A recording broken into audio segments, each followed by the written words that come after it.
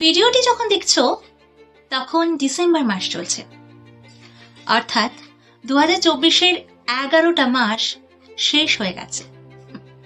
পড়ে আছে শুধু এই গোটা একটা মাস।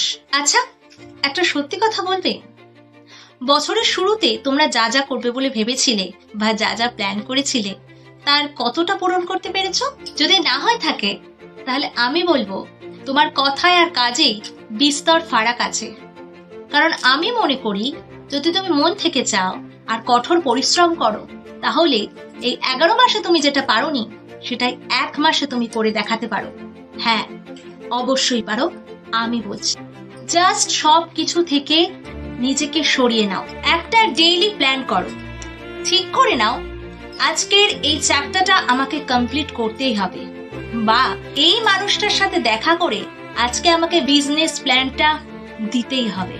প্রতিদিন নিজেকে নিজেই চ্যালেঞ্জ দাও এবং দিনের দিন সেই চ্যালেঞ্জটা কমপ্লিট করার চেষ্টা করো। ফেসবুক, হোয়াটসঅ্যাপ, ইনস্টাগ্রাম সমস্ত রকম সোশ্যাল মিডিয়া থেকে এবং মোবাইল থেকে নিজেকে যতটা পারো দূরে রাখার চেষ্টা করো। কে কোথায় কার সাথে ঘুরতে গেল কিংবা কে কি খেতে খেতে ছবি আপলোড করলো এসব তোমার আজ থেকে না দেখলেও চলবে। ছোট ছোট গোল সেট করে এগোও। অর্থাৎ তুমি যদি এখন ভাবো এই বছর শেষ হতে না হতেই তুমি তোমার ব্যাংক অ্যাকাউন্টে হঠাৎ করেই 1 লাখ টাকা পেয়ে গেলে, কিংবা ধরো তোমার এই বছরের শেষে একটা সরকারি চাকরি জুটে গেল, তাহলে বুঝবো তোমার চিন্তা ভাবনা সত্যিই অমূলক। এইগুলো যদি তুমি অ্যাচিভ করতে না পারো তাহলে তোমারই খারাপ লাগবে, তাহলে তুমি ডিপ্রেশনে চলে যাবে।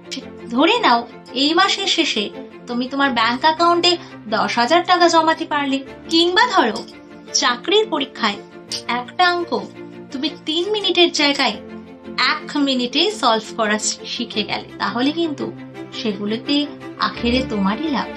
রিজেকশন কিংবা ব্যর্থতা এগুলোকে ফেস করতে শেখো, এগুলো নিয়ে মন খারাপ করে সময় নষ্ট করে না।